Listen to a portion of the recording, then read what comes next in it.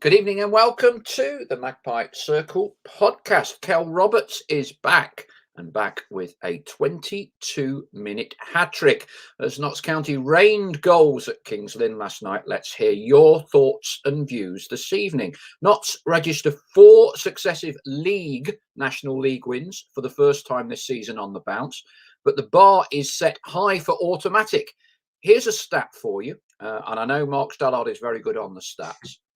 Total number of defeats suffered by the top 6 teams in their last 5 games.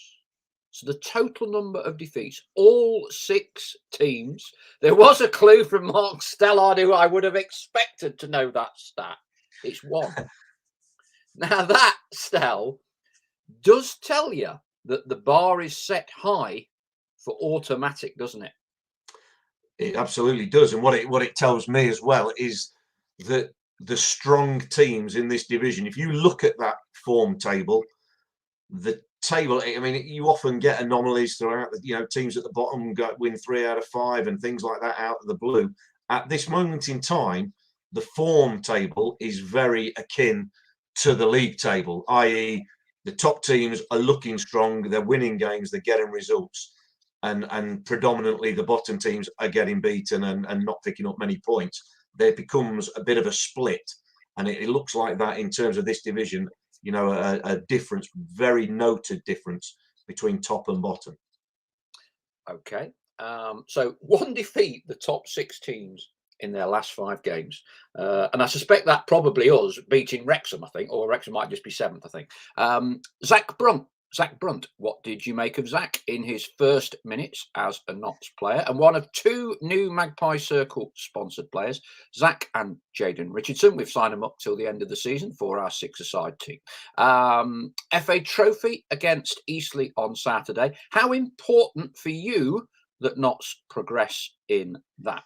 Of course, there is really only one place we can start with, and that's Kelle Roos. But fingers on keyboards, and I am hearing that Kelle may well be tuning in, so I'm sure he'll be feeling the love tonight from Notts fans.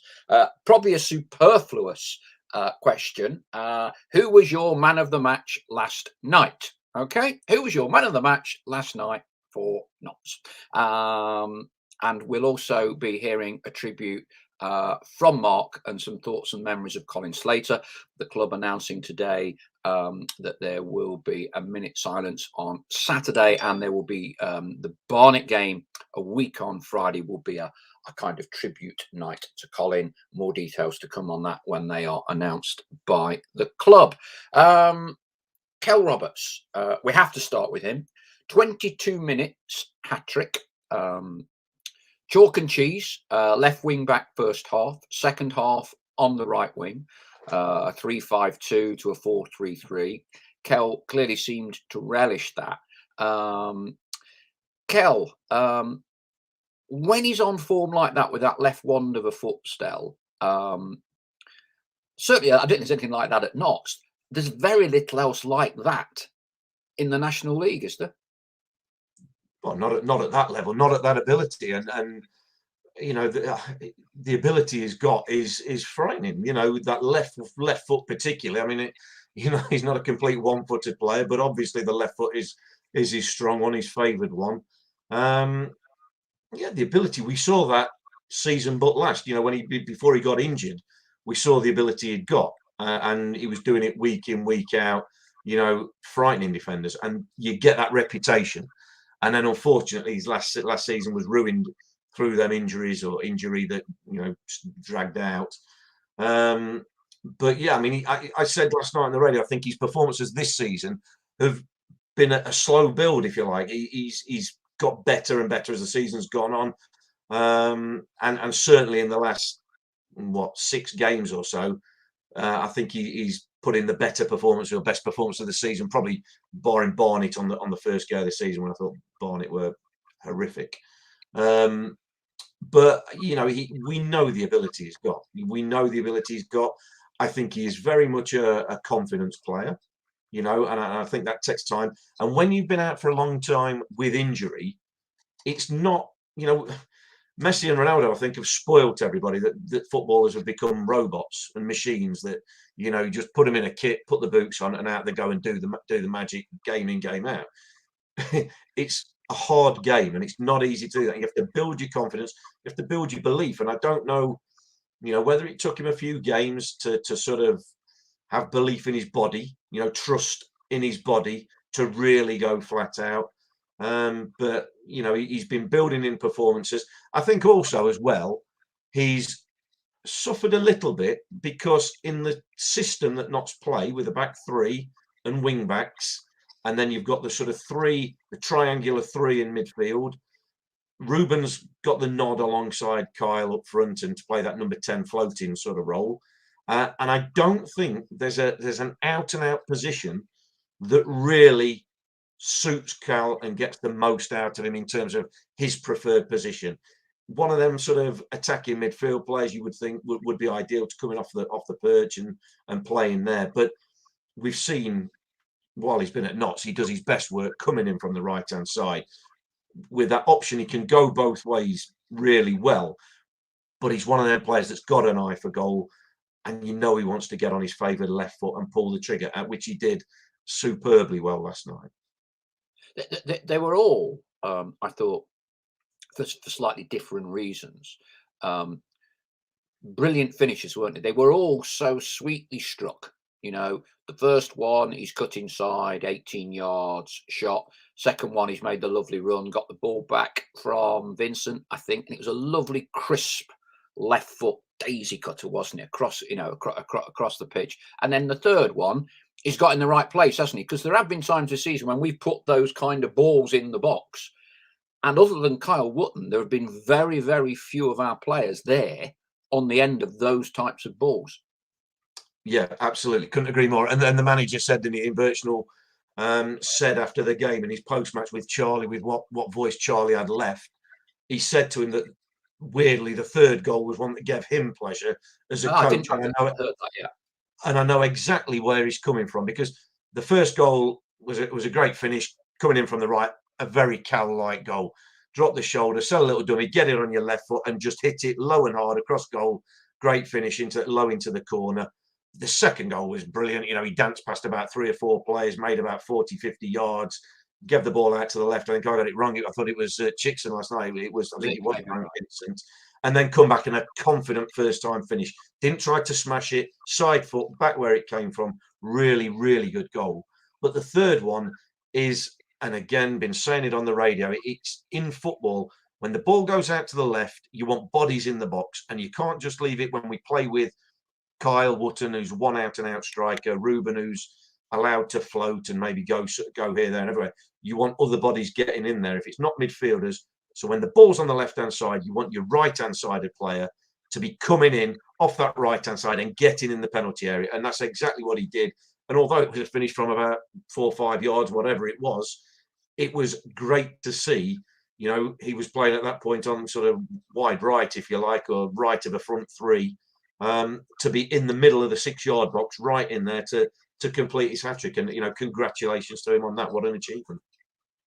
Plenty of messages coming in. AD Clark, he won one of these Kelle Roberts shirts from a few weeks ago on a Magpie Circle podcast.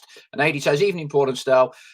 Kelle, what an amazing performance. Well done. Can you get me a shirt again, Paul? No, I'm keeping that one. I haven't got any other match-worn Kelle Roberts shirts. They are pretty rare, even by my standards. So I'm sticking with that one. You've got one. You're in a very small Notts County clique, I can tell you, of match-worn Kelle Roberts shirts. Chris Gosling says, last night was the Kelle of 2020. The superlative I used was unplayable. Paul Taylor got to be Kelle for MOM. On the stats side of things, with only the one defeat of all the top 6 teams, Chris Gosling does point out, Paul, in the last 4 games, we've gained 4 points on Wrexham, Chesterfield and Boreham Wood. They are dropping points through draws, and then corrects himself, 3 points gained on Wrexham, but 4 on Halifax 2. Right. So clearly there's a big debate in the two halves last night. I just want to stick with Kelle for a minute still. So he's playing a left wing back type of role. Probably not his number one choice. You do what the head coach or the manager tells you to do. It's a team sport. The cumulative efforts of all 11 is what matters to the head coach. But he has then changed to a flat back four. He's put Kelle on completely the opposite side. And he was certainly much more effective. And I suspect you would think that Kelle would feel more comfortable given a choice playing that role. Now, as a striker yourself, if you cast your mind back in your career, were there times when you felt that you weren't necessarily playing in the position you wanted to? You know, how did you deal with that? Well, to be honest, I mean, not too many times. As a youngster, I strikers tend to, I got drifted out onto the right or the left occasionally when I was young and coming through.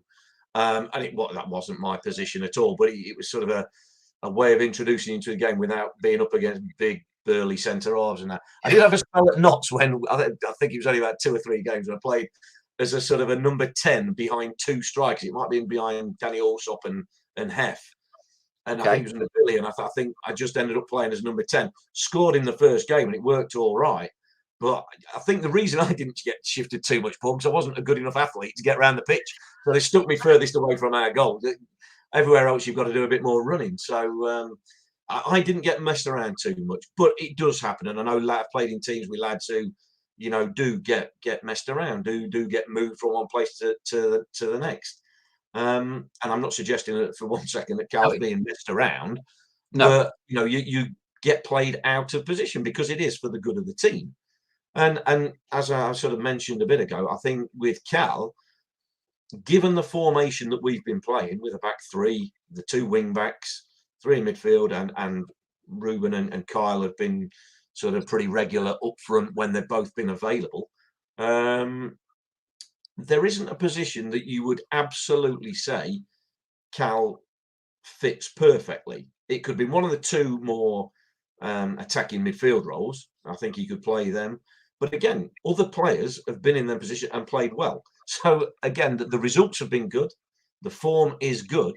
So you're looking at, well, why would and should a manager, head coach, change the formation of the team to slot one player into a more preferable position to upset maybe 2 or 3 others? You just wouldn't do that. So, but last night, circumstances dictated, we started off with a back 3, and credit to Ian Birchnell, changed it completely really at half time, went to a back 4, which, if memory serves, I don't think we've really seen this season.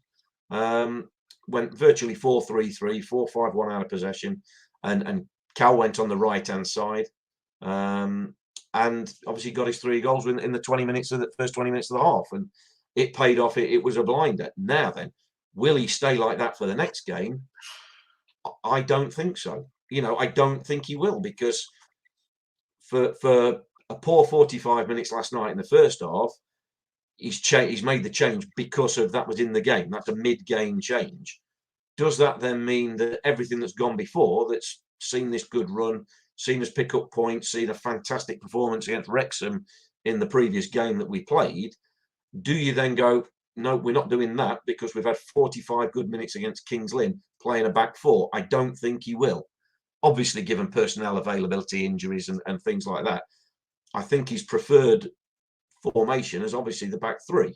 So again, you are then back to, but Kelle's just scored a hat-trick, so he's, you would think, obviously going to keep his place in the team. Where does he play? Whose position does he take? And whereabouts does he play him? So it throws up interesting dilemmas in terms of team selection. But again, it also comes back to having players in form, pushing players who are in that starting 11 for their shirt. Last night, Ruben came back in after suspension. You know, didn't really do a great deal in the first half, as nobody did for Notts. You know, so again, you go, well, he's a shoo-in, he's got to play. Kyle Wootton's got to play. Kelle now has got to play. Frank Vincent scored a goal again, and his constant energy and his passing. you would think he's going to play. Matty Palmer's going to play. All of a sudden, you've got players who you can't leave out. And we'll end up playing like a rugby league or rugby union team with 13 or 15 players. So this is where a manager has a tough call. He has a tough call of who do you play? You know, what do you shuffle about? How many changes do you make for a team that's winning? Okay, so as a striker who obviously lived on his own goals record, you have a player who scored a 22-minute hat-trick in the second half. Played a totally different position in the first half. You are now head coach. Let's just park Eastleigh for a minute, because clearly that is a game potentially you think you might make 1 or 2 changes or whatever. The next league game, the bread and butter, 4 straight league wins on the trot, is Barnet. Kelle Roberts with a hat-trick. Are you saying he's not guaranteed himself a place? No, I'm saying I'm saying he's guaranteed himself a place. I'm saying what he might not have guaranteed is the formation. Is going to be the 4-3-3. So he's potentially going to be asked to play a slightly different position to what he ended up playing in the second half last night. So if we go back to a back 3, that position is not really available unless the head coach, Ian Birch, unless he tinkers with it slightly and changes the formation a little bit. Okay, so of the 2 in a 3-5-2, would you play him left wing back, or would you put him on the right side of a midfield 3? Right side midfield 3, definitely. Yeah. It's interesting, isn't it? It's interesting. What is a question for you to throw it back then, Paul?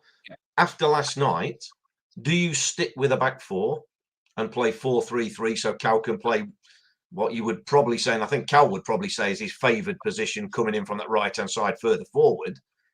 Or, I mean, we're only talking probably about 10, 15 yards difference on the pitch for your starting position and your role, but it is slightly different. Or do you stay with what's been successful for the team, the back 3-5-2, if we're going to call it that, where he's playing the sort of right side of the midfield 3? You know, what do you do? Do you ask him to change his role, or go, no, you got a trick from there, we'll stay like that for you? It is an interesting one. Yeah, I mean, historically, I'm always a big fan of 4-4-2. But if you look at the context of this, is, you know, we are now in the best run this season in the league. We've won 4 on the sprint. It's the first time we've done it, and we've only had to resort to a flat back 4 for 45 of those minutes. So no, I don't think you rip up 3-5-2. I think that is what is your preferred formula, and that formula has resulted in 4 wins. You've had to change it for 45. Personally, would I be looking to play Kelle at left wing back again? No. Would I play him on the right side of a midfield 3 rather than a left side? Because he has played the left, hasn't he, as well? I would play him on the right. And like you say, it's not an identical position, but certainly that was the real Kelle of old, wasn't it? It was a cameo almost from the first few minutes of that second half. And you know, if you've got a hat-trick in 22, cutting in from that side, you know, you would think he's earned the right to play in that broadly similar position. But what does everybody else watching and listening at the moment think? So Barnet, where would you play Kelle? And would it be a 3-5-2, or would you start with the formation that finished at Barnet, 4-3-3, 4-5-1? Let us know what you think. Chris B says, I think the formation that suits the squad is 3-5-2. The problem with switching the formation to play Kelle is his preferred position is what then happens if Kelle gets injured. Chris Gosling, I think it didn't work last night as we didn't have Kyle Cameron driving from the back, which brings the wing backs into play. That was definitely missing. Chris Gosling, again, I've been a fan of 5-3-2, but now we have Brunt and the emergence of Vincent. I would be tempted to go 4-3-3 against Barnet. Okay, we've kind of chatted at length about Kelle. a player that we've been able to see in, I was going to say black and white stripes. It was glimmer green, wasn't it, or whatever, that Nashville. That we managed to see for the first time was Zach Brunt, the second of the two Magpie Circle new sponsored players today. Now then, have we made a good choice in our choice of player sponsorship there, Stel? Well, he don't look bad. Yeah, he's come with a good pedigree, obviously. And like I said on the radio, I feel a bit sorry for Ed Francis last night, because the first half was poor. You know, he was the one, I'm not saying sacrificial lamb, but he was the one change. And then the players go out and they're fantastic in the second half. And immediately people go, well, Zach Brunt's the Messiah and Ed Francis is a naughty boy. You know, it's that sort of thing. When it's a team, it's a collective thing. You know, everybody raised the game in that second half. The intensity and the tempo was night and day from the first half, and the quality particularly up in that second half. But he certainly got involved. You know, he looked to get involved. He's had half a season at Southend, hasn't he? So he's played football, which is I like when you sign somebody who's played football. They're not coming out of the sort of under 23 football, which is sort of non-contact football at times. You know, not really competitive. It's hard for them to hit the ground running. With him being at Southend for half the season, he's played games. He's up to speed. He knows what it's about. Played against Notts just a few weeks ago, didn't he? And said how good, you know, he felt Notts were at the time, and he's got his chance to come and join in. I felt understandably so. I thought he was just a little bit eager to try and maybe over impress at times, because Notts were so far on top in that second half. A couple of shots from, or 3 shots from distance, which, you know, I think Ian Bircham would have preferred him to keep the ball, recycle the ball, keep the pressure on the opposition. You know, but we can forgive him that. It's his first time. You want to get your feet under the table when you go to a new club, new teammates. You want to impress them as well as the fans, and you know, make yourself feel at home. But no, for 45 minutes he came on. He looked lively, and you know, to all intents and purposes, he's got a good pedigree. Looks like he'll slot into the way we want to play, and again, just adds more competition for places, because it's not plain sailing that he's going to get in the starting 11 straight away. I mean, there is huge competition for places in our midfield, arguably more so than at the back and up front. You know, that we have very strong portfolio of players in midfield. You and I both know the way football works and the complexities of the loan system. And obviously, Zach went down to Southend and was playing regularly. You would think on the face of it, Sheffield United would have had some form of a conversation with Notts to get an inkling as to whether he's going to be playing regular football here or not. If he's not, sometimes clubs put in clauses and all of those sorts of things. This is clearly subject to form and performance, training ground, all the rest of it. Would you expect him for him to be a regular starting place more often than not between now and the end of the season? Yes, but it might take him a few games and a few weeks to get that, and I think as well we will be a bit rotational at times. I think if you're talking about, you know, the competition for places, and particularly, I mean, we've spoken about it with Cal, particularly in that if we're going with a back three, that midfield three, as we're going to call it. So you've got Matty Palmer, Frank Vincent, Ed Francis, Cal, who we say is going to occupy one of them roles, maybe. You've got now Zach Brunt, who can go in there. And you've got Ruben, if necessary, could even fill one of them places when needed. So there is plenty of competition for places. There are plenty of numbers, and somebody has to miss out. You can't play everybody. So there are some tough calls, but you do need them numbers.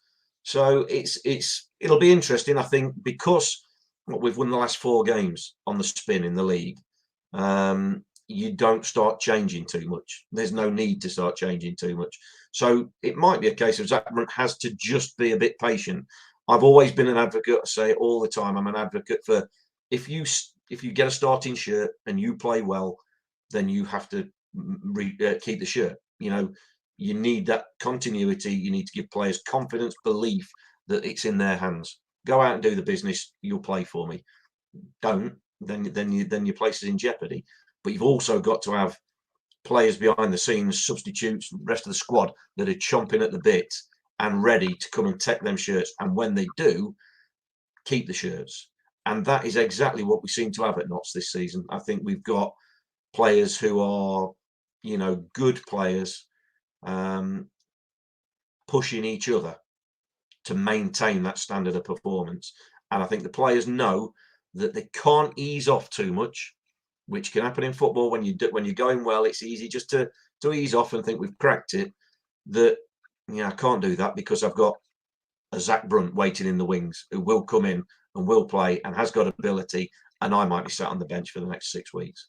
So there is that competition for places, and it pushes and drives the standards. And I think we're seeing the results of that as the season goes on. It's noticeable that the progression of the second batch of games, if you like, I've got the broken down the first 10 games, second 10 games, all that sort of thing.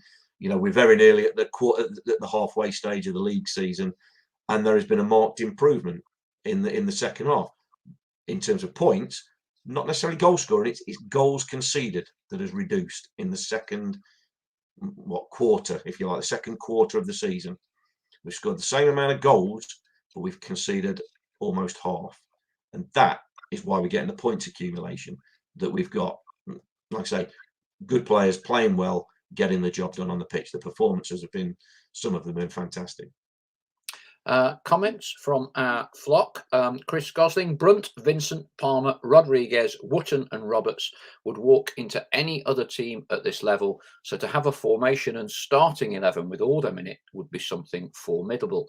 Dale Pikett says, if we could play Rodriguez, Brunt and Roberts in the same team, it could be frightening.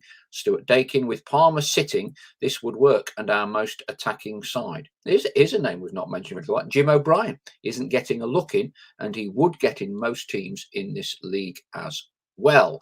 I think it's got to be said that I think Jim's not well, he's not fit at this moment in time, but he is another name that will come back into the mix at some point.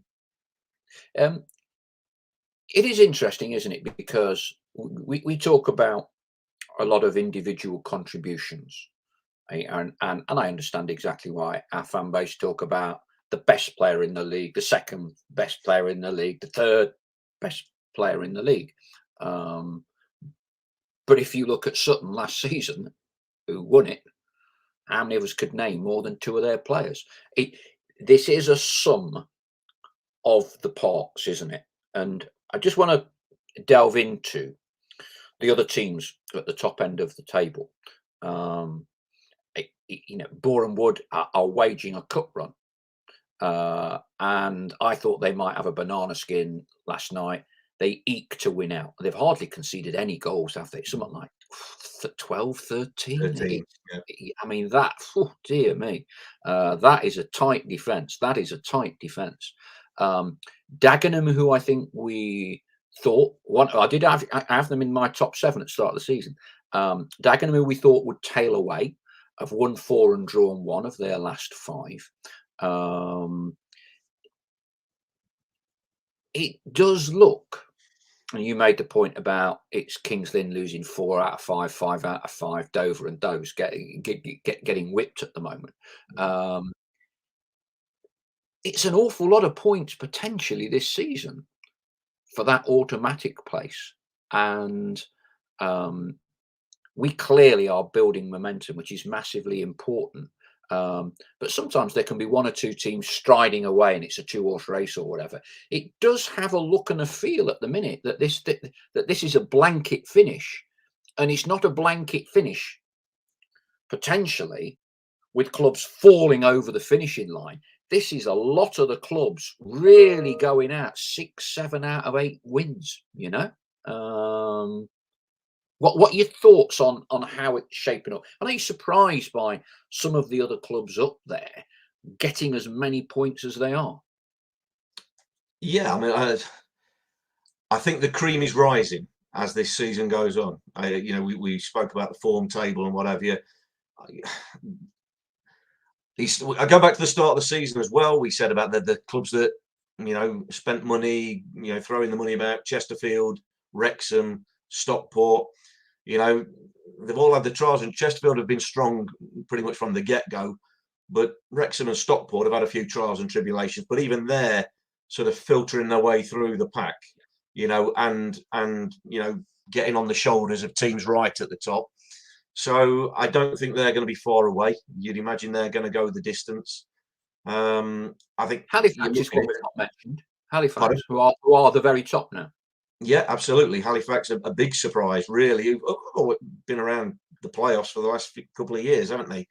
A decent team, a strong team. I mean, let's not go back to that night at the Shea early on this season.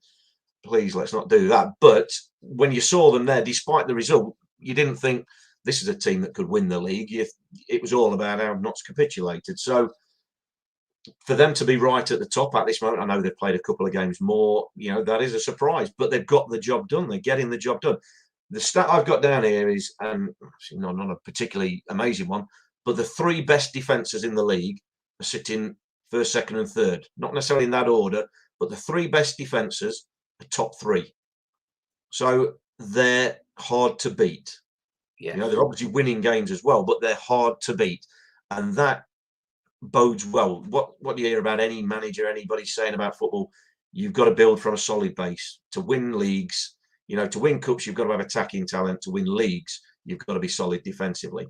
And at this moment, it might not prove to be the way, but at this moment in time, the three best defences are taking the top three place in the league. So they're obviously difficult to beat. So they're going to keep picking up points. So you'd imagine they're going to stay. But I'm like you at this moment in time. You look at it and say, maybe Chesterfield, because they've lost one game all season, but they've been dropping points, withdrawing. They've had loads of league games lately, like anybody. But they look very, very difficult to beat. They've obviously spent money. They've got the leading scorer, although for how long we don't know. But it's very difficult to beat, like any league is. But there are a batch of six or seven teams that any one of them could put a run together from now on and just leave the others behind. But you imagine it's going to be tough, because some of them teams have got to start playing each other. They can't all keep winning when they start playing each other. So it will take shape, and there's some big, big games to come. We're not going to go down the route of Halifax, but Halifax have put together a very impressive run of results. Now, I should know this. I'm not sure whether they're still in the trophy or not. We know Chesterfield are now out of both the cups. Boreham Wood are still in the FA Cup. We're kind of moving this debate into not still being in the trophy against Eastleigh. Where do you kind of rank the trophy in the grand scheme of things this season for Notts? Are you putting out a very strong team on Saturday? Are you making one or two changes? Are you making 9 changes? We probably haven't got that many fit players at the minute to make 9. Yeah. You get the gist.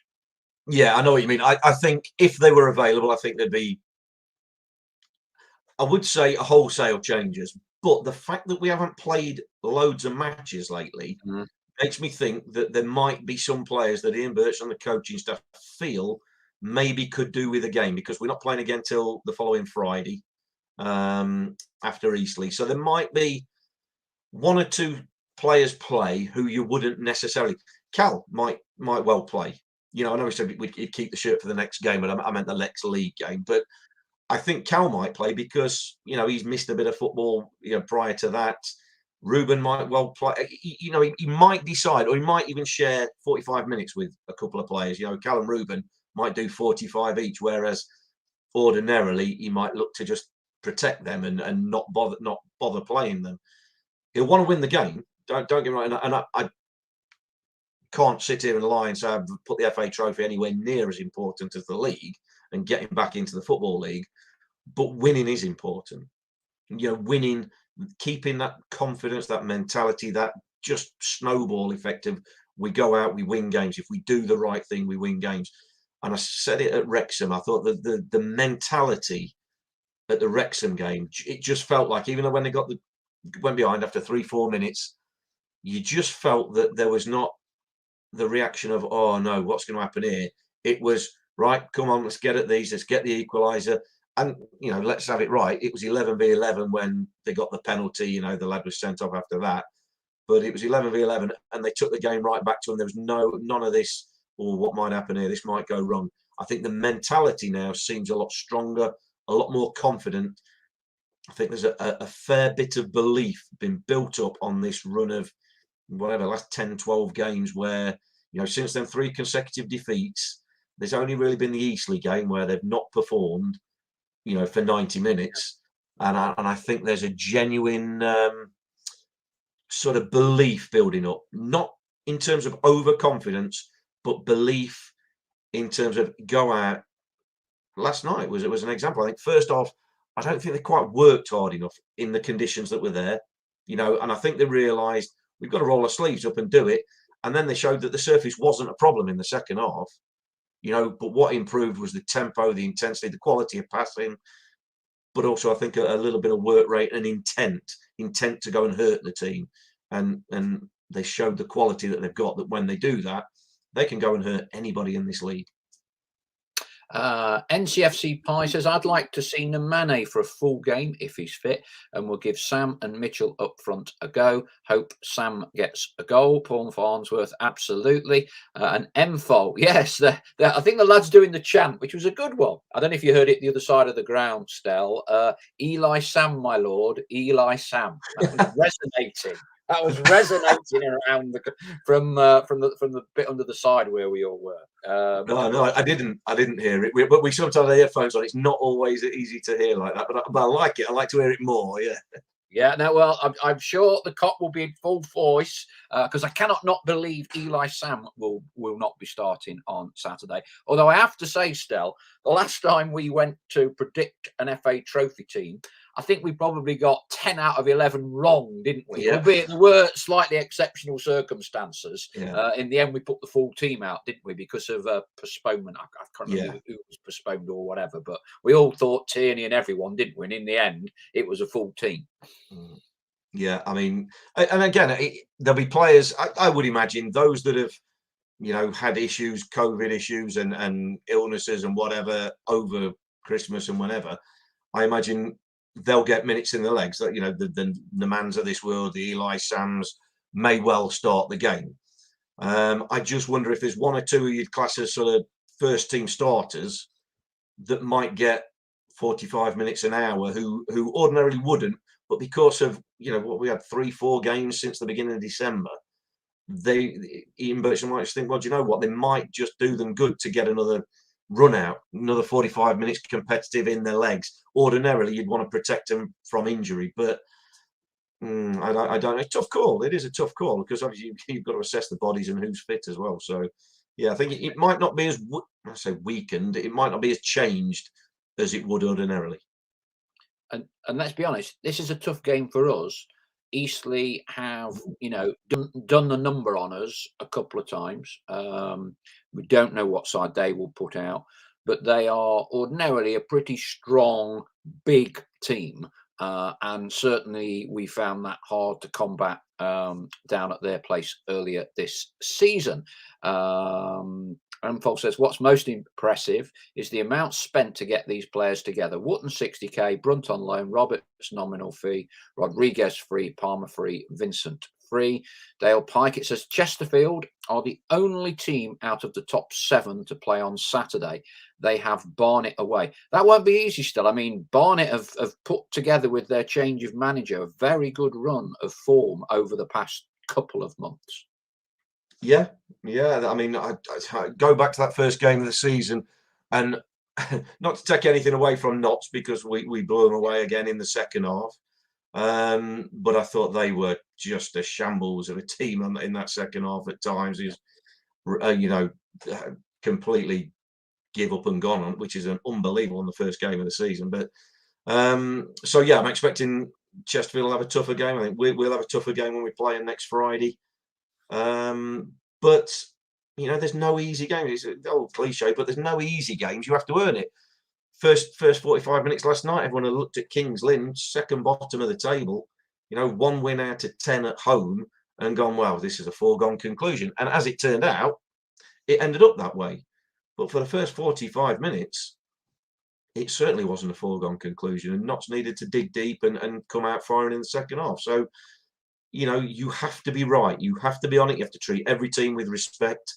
But also, I think there's the belief that's the ideal thing in football is when you get to that bit, bordering on arrogance, but it's not quite overstepping the mark, that you believe you're better than the opposition. You should beat the opposition, but you have to work and do everything properly to beat the opposition. And when you get that on a roll, it's few and far between, and it's trying to chase the ideal. But I get the impression that that's sort of where Notts are at this moment in time. Someone was asking whether Brunt Zach played for Southend in the FA Trophy. According to Chris Jordan, yes, he did, which obviously then would mean he is cup tied and would not be available for the weekend. Gary Wardle says if we want to beat Eastleigh, they're not a side to take liberties with. So whoever turns out, they have to be on it. Now then, I didn't hear any of this because obviously I was at the game. There were a few people commenting on social media about it, and obviously you're in a better position. And a lot of people have been asking, is Charlie Slater okay? Because was Charlie's voice struggling a little bit last night? I'm told, or I didn't hear, but I'm told it was. I mean, what is he okay? He's fine. Yeah, he said he had a bit of a sore throat, but it was nothing. It came on from talking, so we had to get there quite early yesterday because there was a TV piece for Colin and a couple of other bits we had to do. And he said it's just like a sore throat that just came on. And obviously with COVID nowadays, everybody sort of forgets that there's normal stuff, normal problems. But it was quite funny for me. I mean, he was struggling. He was sponsored by Strepsils. He was trying to pop them down, like Smarties, and he had water bottles and drinks galore. I think Ian Roberts at half time got him a glass or cup of hot water so he could try and soothe his throat on that. But bless him, he was struggling just a little bit croaky. He sounded like Vito Corleone for about 90 minutes. But I was having to pay a bit of extra attention to him because I thought, well, if his voice goes at any point, I'm going to have to step in. And we sort of did it that I did more waffle than normal when I could, just give him a bit of a breather so he could have a drink and what have you. But he managed that. He stuck it out, managed and saw it through like the true professional that he is. But it was quite funny in places. I kept saying to him that it sounded like his voice was breaking. So I don't know if that's true. I don't know if he's squeaking like a 12-year-old girl today. I don't know, but I've not had anything message from him to say that he's ill or under the weather. I think it just one of them things. And he was not so bad, even in fact going back in the car. So it might just be one of them things. But it was interesting to say the least. Yeah. Did he manage to do Kelle Roos' 3 goals justice with some loud commentary, a la yours, with Re the winner at Grimsby? Yeah, I think he did, but I've not heard him back, so I don't know. But he gave it everything he could, that's for sure. Whatever voice he had, he certainly gave it for the goals, and they were good goals as well, weren't they? So he's. I assume he'll be better come Saturday, but it was touch and go at times last night. Alan Hargreaves says the waffle was fine, Stell. So you're all right. Alan Hargreaves gives a thumbs up to your waffle. Thank you, Alan. So we're talking football commentators at the BBC for Notts County, and so clearly I think this is now an appropriate time, perhaps to hear some of your thoughts on our show. Regards Colin, you obviously would have known him much better than us. You would have spent many hours with him, I'm sure, travelling in the car. We have already heard about some of his car exploits, so we know his driving was almost as legendary as his commentating.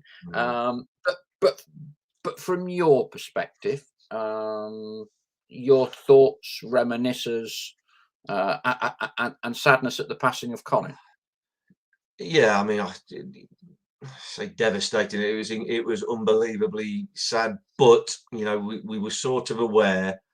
We'd been made aware that it was imminent, or it was, you know, not unusual. Me and Charlie, we got to go and see him. He was in a care home. You may well know. We got to go see him before Christmas, before the COVID really bit, and then he wasn't allowed any visit apart from maybe 1 or 2 people a day, and it had to be the same 1 or 2 people. So we got to see him and speak to him then, and yeah, just devastating. Absolutely. I mean, I've said so many things about it, you know, and every one of them true, that you just got to look at the outpouring of affection, of compliments, of, you know, kind words, and he deserves every single one of them. You know, you know him, Paul, you know, you knew what he was like, but you know, he was just a straight, honest, proper gentleman who had time for others. He was just, I can't speak highly enough of people, of Colin and people like that. You know, if Lee Curtis said on the radio last night, and I agree with him completely, that if there were more Colin Slaters in the world would be a hell of a better place for it. He was just genuine, honest, you know, just a lovely man, just a proper gentleman, a lovely man. And the fact that he was taken into so many people's confidence at Notts County, and you may well know this, Paul, you know, from owners, chairman, managers, you know, Neil Warnock came on the radio, you know, a few hours after he passed, because he wanted to speak. And I think Charlie mentioned to me that he asked not to be hung up on at the end of his phone call, because he wanted to listen to what other people had to say, and some other comments. And that's Neil Warnock. Colin was revered and held in that sort of high regard by important people at the football club. I say from owners down through to players to managers, everything. He was within their confidence. Whereas normally you associate, you know, journalists and media people and broadcasters and presenters, that they're sort of a bit of an arm's length kind of, you know, relationship with them, because you just never know what angle they may be looking for. With Colin, there was no angle. He was of course wanting to get the news, wanting to get the info, but he kept the confidences of them people, and that's why he was revered in the way he was, and that's why he was given the information that he was at times, and made privy to it, because they could tell Colin and they knew it wasn't going anywhere, you know, that it shouldn't done. He was as straight down the line of a person as you could ever possibly wish to meet. And like I say, it was a pleasure for me to get to know him, and you know, it's devastatingly sad for him not to be around, but his legacy, his memories, his commentary will live on, and should live on, and only rightly should it live on, because he is a fan. So more than football, put your job and whatever you do to one side. You want to be remembered. For me, the most important thing is you want to be remembered as a great bloke, a top person. And Colin absolutely was the top shelf of people. He was just, you know, fantastic person to know. Well said, Stel. Chris Gosling says, spot on, Stel. Inspector 71, my first recollection of hearing Colin was when he reported John Tudos's £600,000 transfer from Orient in the early 1980s.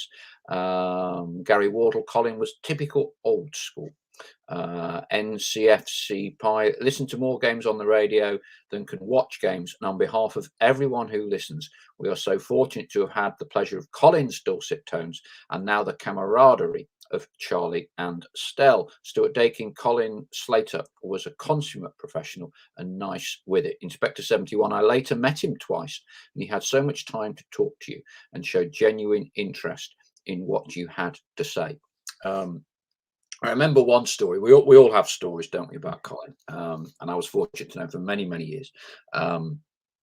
And if we think back to the Juventus game, when we were invited to Juventus, and Juventus sent their private luxury jet that only held about 26 people on it, and so Notts had like 20 players, Ray True, and they basically carved out one space specifically for Colin to travel in style on the team plane. So, I think Martin had to make do with one less player in his squad so that Colin could be on the plane in the little leather seats. And so off he's gone. I went Ryanair. No, I went on the train, believe it or not. I went on the train and I got a press pass because I was doing a piece for the Daily Mirror.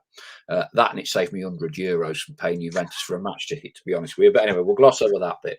And so I'm stood up with Colin in the press box before the game, watching this most unbelievable Olympic Games opening ceremony, standard entertainment on the pitch. Those of you who went will know.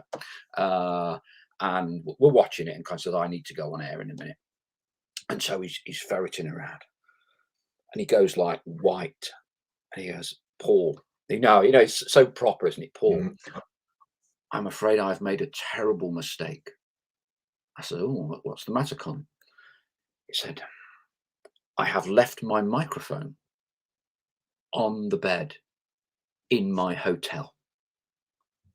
And I said, well, are you sure? And he goes, no, I remember now. The taxi came for me and I was in a bit of a rush and I have left my microphone on the bed. I do not have a microphone. I cannot broadcast, Paul.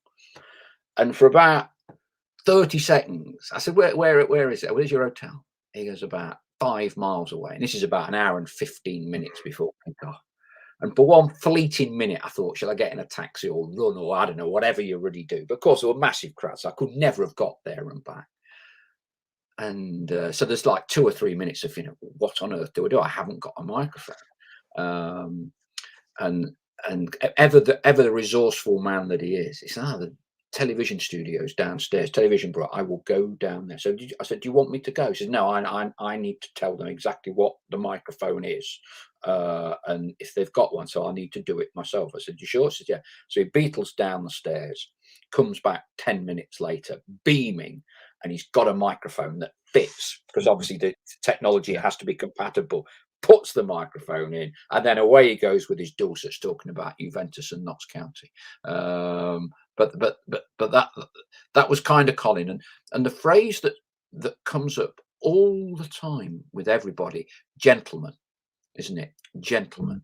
And I think, I'm big on DNA of clubs and constants, because we all know staff turnover at football clubs is monumental, isn't it? Monumental. Yeah. Colin is within the corridors of Meadow Lane, just about the longest constant the club has had since 1960.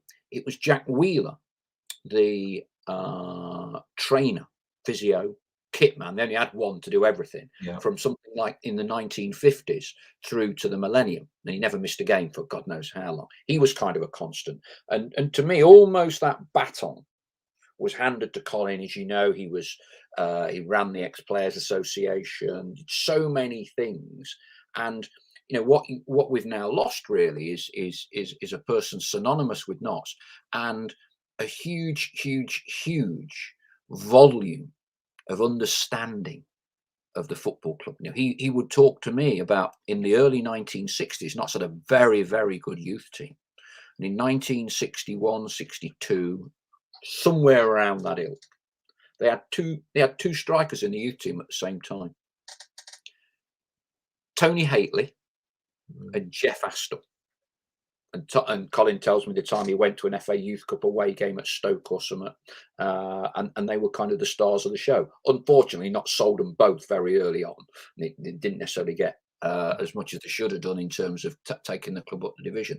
But such a fountain of knowledge, that sadly the club doesn't have anymore. And I think that's a terrible shame.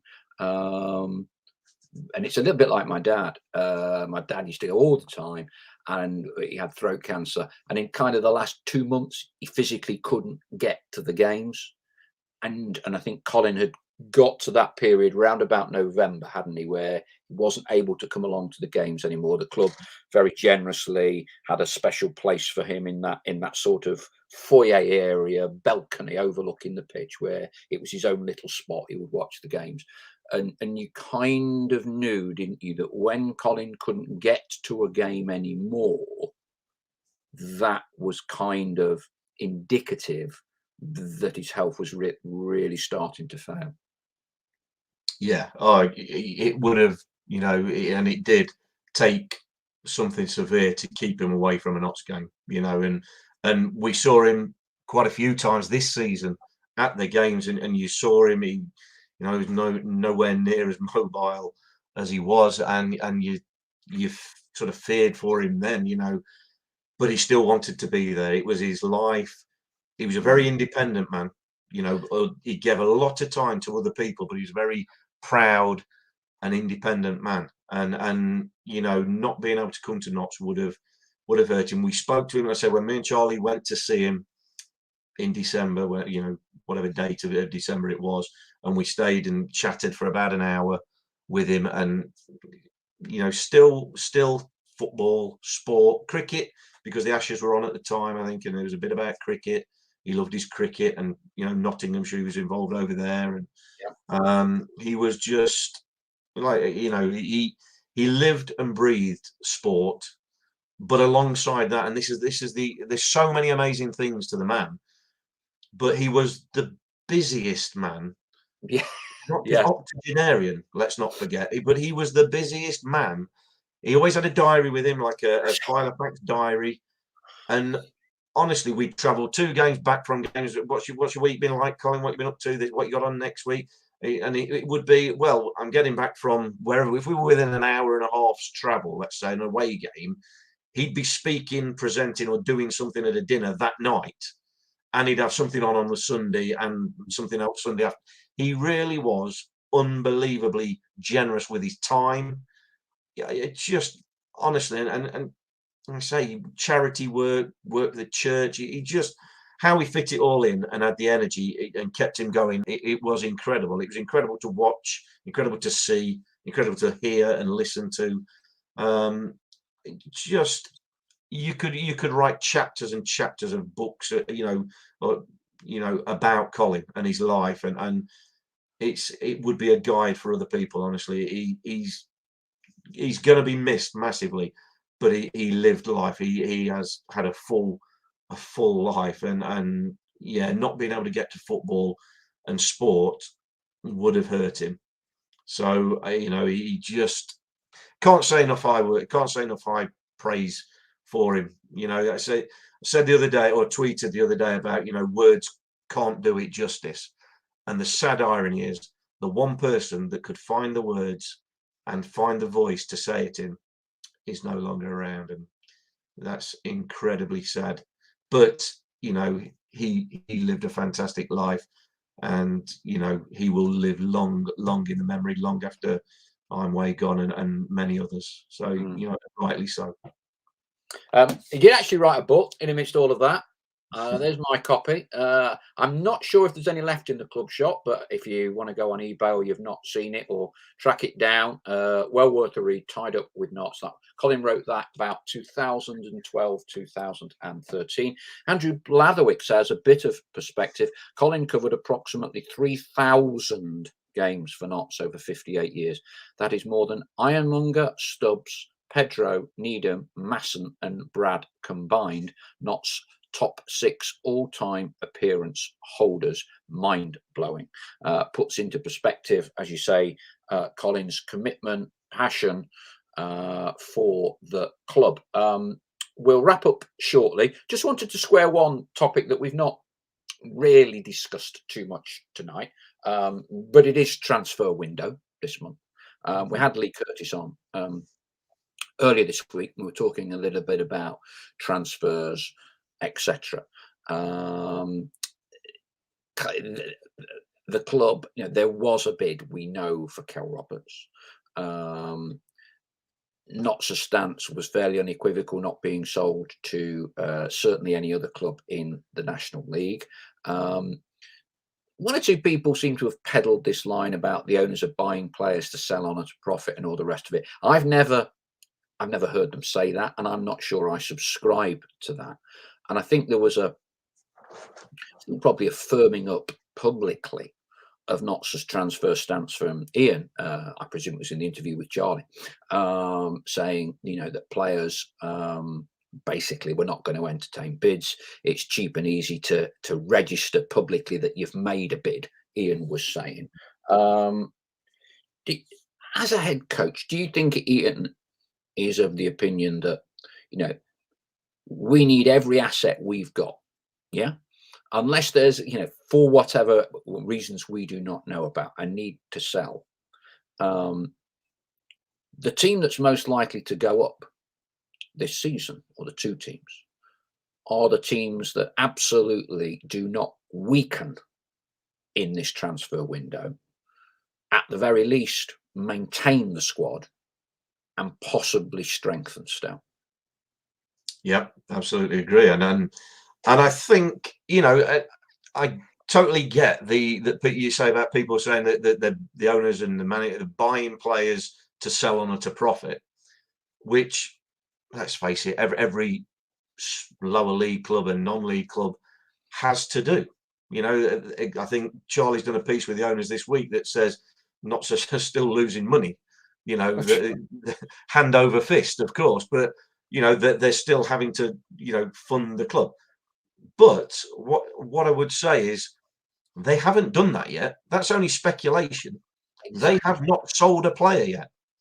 They may have had bids that, whether they tell us about them or not, because if they're derisory bids and bids done for publicity and maybe to upset the apple cart at a, let's say, a rival club or things like that, then why would you publicise them? It's just exacerbating the problem. But you can only level that at them when there is some proof and evidence that is what they're doing. And so far, there's none. They haven't sold a player. They have not, turned a quick profit. Kyle Wootton, and I'm touching wood, still at the club, despite him coming out of contract in the summer, and we know what that means or could mean. So there is no evidence that these are selling owners and we are a selling club. No evidence whatsoever. Yeah. And they've just gone out and strengthened with Zach Brunt. I know he's on loan, but they brought Anthony Patterson in when needed to. So there is no evidence that we are a selling club, and there's the words that they're saying, and we have to take them as true because they've been, nothing but true to their word of what they've said so far. They say very little, which is even better for club owners sometimes.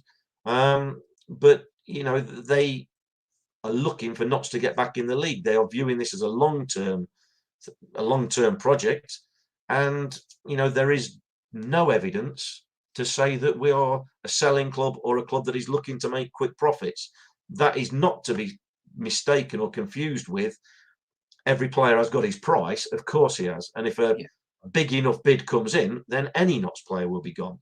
But again, it's brought about by the good form, the good football that we play, and being at the right end of the table, it automatically attracts interest from other clubs. Yeah.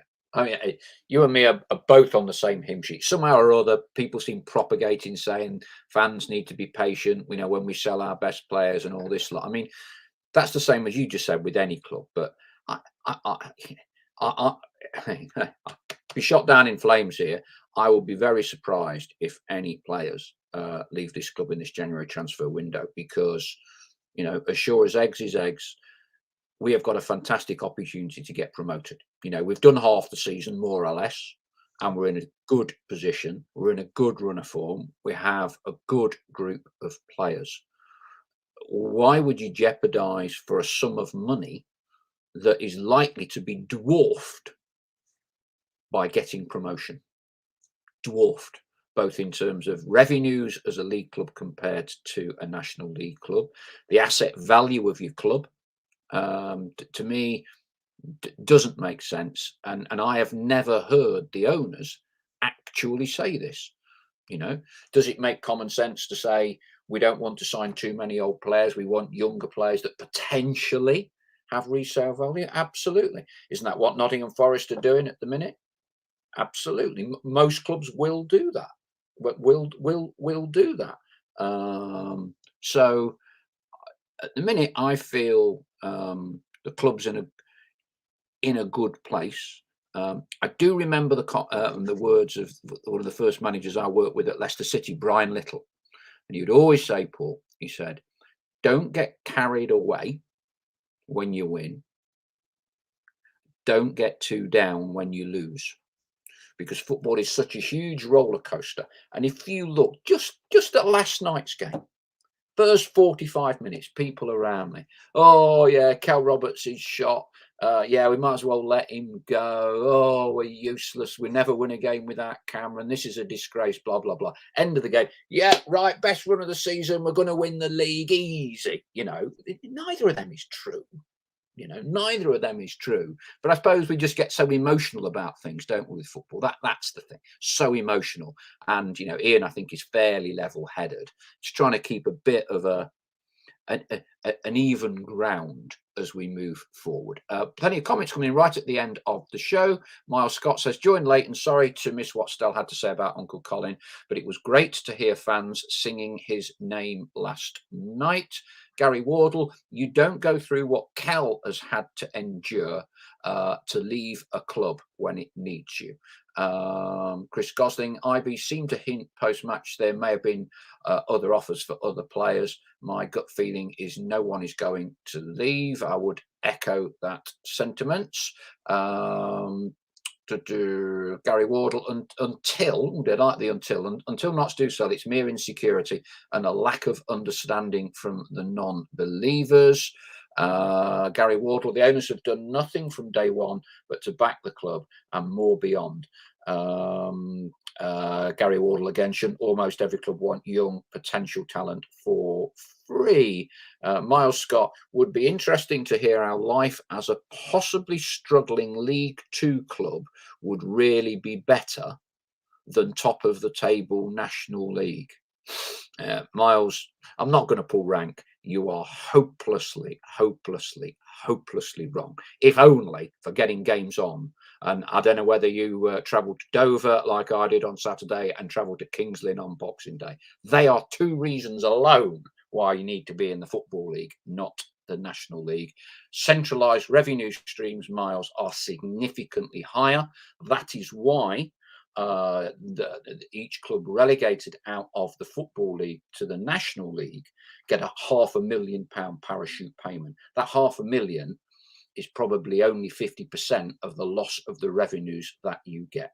Miles Scott, you're backing off now, Miles. Only asking, not saying. Sorry to jump down your throat. We're all friends this evening.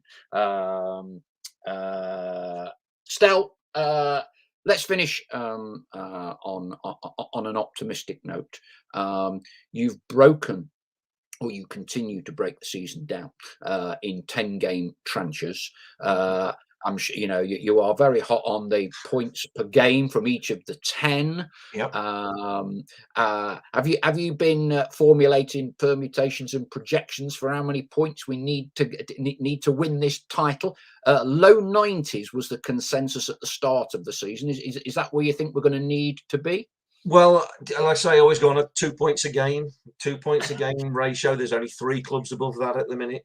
Halifax, Chelsea and Boreham, again, top 3 clubs, best defences, above the 2 points. Now, not so 1 point off it. One over par, I'm going to call it.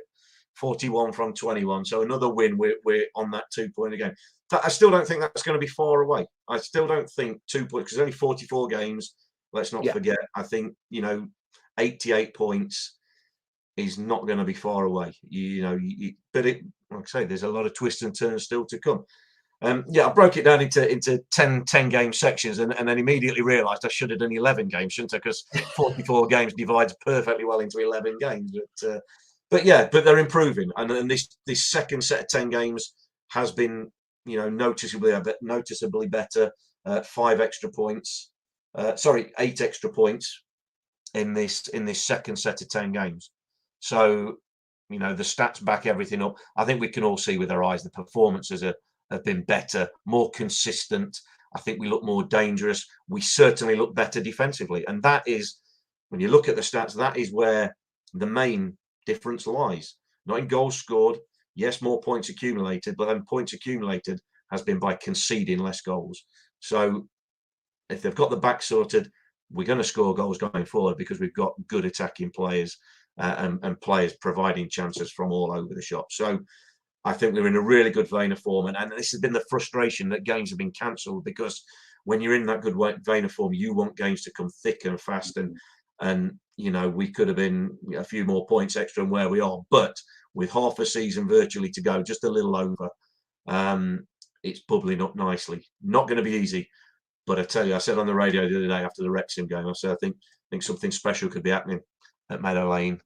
And yeah, I think it could be this season. There's no better way to finish tonight's show. Stell, Andrew Blatherwick says, like you say, Stell, the top teams all have to play each other and take points from each other. Gary Warder, with the strength in depth this year, 88 points will be absolutely massive. Miles Scott comes back. Yeah, we're all friends, Mark. Having trekked to Weymouth, Altrincham and Eastleigh, at least I know after last night I'm not an away jinx. Well done. Well done. I do have... I think we're going to need to be pretty close. Someone has mentioned 82. I think we're going to have to be. I think you're looking. I think it needs a 9 in front of it for automatic this year. I do. The way teams are winning, and of this 6 or 7 at the minute, I can see it. You know, I hope, and certainly sincerely hope we're one of them. I can see a couple of teams really putting a big run of wins together. You know, I would not be surprised that you need to win 8 out your last 10 to get the automatic spot. Would not be surprised at all.